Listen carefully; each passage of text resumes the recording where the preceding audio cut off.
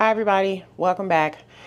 While I'm down here in my happy place, and I'm down here for Halloween Horror Nights, I totally forgot I was supposed to make a hype list. So before I go out gallivanting around Orlando before the event, let me give you my least to most anticipated. We're going to start at the least and work our way up. We're going to make this real quick because I got somewhere I got to go. So coming in at number 10, it's going to be WWE presents The Horrors of Wyatt Six.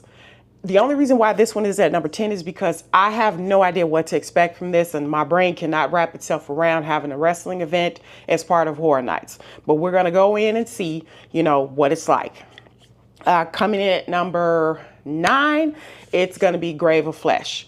Grave of Flesh really creeps me out. Based on the podcast that I listened to on the Universal website on YouTube, the Universal vlog on YouTube, it really creeps me out. So totally creeps me out. All I picture is, undead things feasting on my flesh, trying to wrap my head around that. It's going to be gross. That's what I see. Number 8 is going to be Dolls Let's Play Dead. And we could chalk that up to childhood trauma. I think in a previous video, I explained to you guys about how, there was this one doll that I had that really it scared the crap out of me. So this is going to take everything in me to get through this house without, losing it completely. Childhood trauma. Just saying, that thing is real. Coming in at number, that was 8. 7 is going to be Five Nights at Freddy's. Only because I've seen the movie for Five Nights at Freddy's and it was okay. It wasn't really anything to write home about, but I'm curious enough to see how they do this house. Is it going to be fully animatronic? Are we going to have people in costumes? I'm not sure how they're going to do this. But it is what it is. Let's see, up next we have Fallout. The only reason Fallout landed here was because, after watching the TV series, I'm like, okay, it was okay, but it just didn't grab me like I thought it was gonna grab me. So that's the only reason why Fallout came in this position.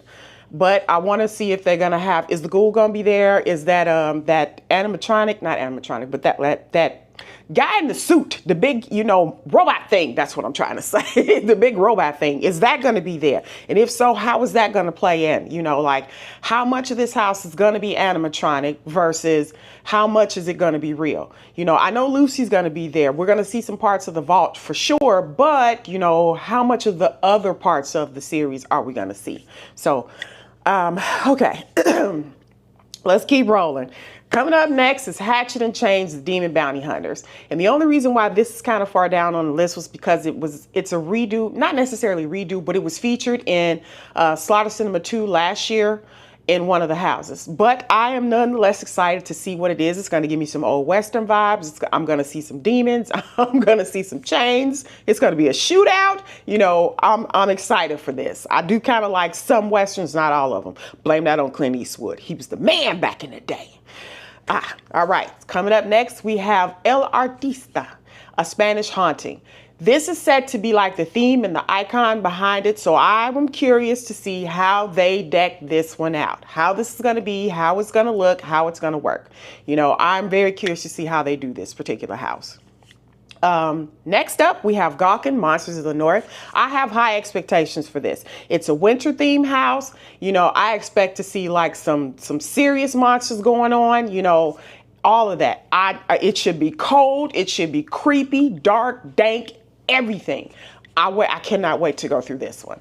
Coming in at number 2, we have Jason Universe.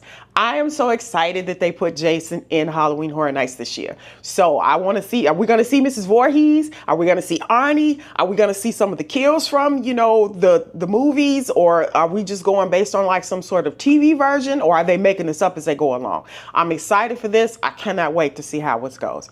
And coming in at number 1, because this was the most anticipated for a lot of people, and that is Terrifier. I am so curious to see how they do this. Is this going to be, as bloody as the 2 movies are? Because it's supposed to be based on Terrifier 1 and 2. So is this going to be just as bloody as the movies are, or are we going to tone it back a bit? How much body count are we going to see in this? Are we going to see the kills? I'm curious to see how they work this out.